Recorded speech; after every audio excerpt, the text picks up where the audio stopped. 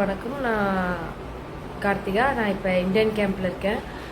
எங்கள் அம்மா வந்து ரொம்பவே தேவையில்லாத விஷயங்கள்லாம் செஞ்சுட்டு என்னை ரொம்பவே துன்புறுத்திட்டு இருக்காங்க.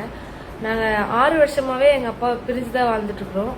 அது ஏன்னா எனக்கு ரொம்ப கஷ்டமாக இருக்கும். ஒவ்வொரு இன்டர்வியூலையும் எங்கள் அப்பா எங்கன்னு என்னை கேட்கும்போது எனக்கு எங்கள் அம்மா வந்து வேற ஒரு ரிலேஷன்ஷிப்பில் இருக்காங்க, வேற ஒருத்தவங்க கூட இருக்காங்க, மயில்நாதன்றவங்க கூட. ஆனால் இன்னொருத்தவங்க பேரை பச்சை குத்திருக்காங்க, சிவான்ற பேரை பச்சை குத்திட்டு அதை வந்து மறைச்சி அந்த இலை மாதிரி டிசைன் போட்டுட்டு, அது எனக்கு எங்கள் அம்மா பார்க்கும்போதே எங்கள் அம்மாவா அப்படின்ற மாதிரி இருக்கும். இப்போ ஒரு இது பேசியிருக்காங்க நேற்று, என்ன எங்கள் கோச்சையும் பற்றி. அவங்க முழுக்க என்னுடைய முன்னேற்றத்தை தடுக்கணும்னு மட்டுமே பேசியிருக்காங்க. ஏன்னா அவங்க பேசுறதை வச்சே நீங்கள் பார்க்கலாம்.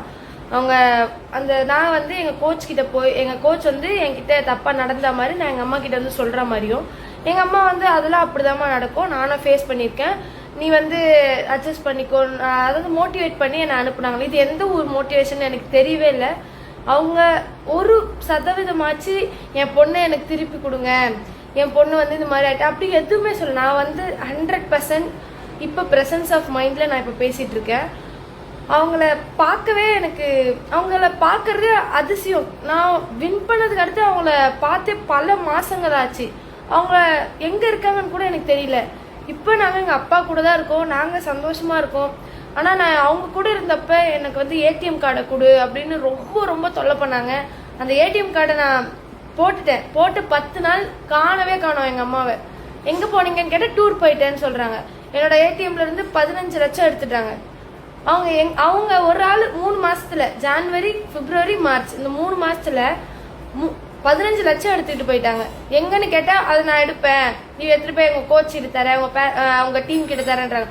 100% நான் கேரண்டி 1 ரூபா கூட எங்க டீமோ எங்க கோச்சோ 1 ரூபா கூட எடுக்கல. இதுக்கு வந்து சாட்சி இருக்கு. அது எதனா டிரான்சாக்ஷன் வந்து அது எல்லாமே உங்களுக்கு தெரியும். என்கிட்ட எல்லா ஆதாரங்களும் இருக்கு. அந்த 3 மாசத்துல அந்த 15 லட்சம்ன்றது நான் ரொம்ப காசை வந்து நான் வீணடிக்க விரும்பல. அது வந்து கிடைச்சிருக்கு, அதை நம்ம வந்து எப்படி மல்டிபிள் பண்ணலாம் தான் நான் பார்க்குறேன். நான் வந்து நல்ல மெச்சூர்டா இருக்கேன்.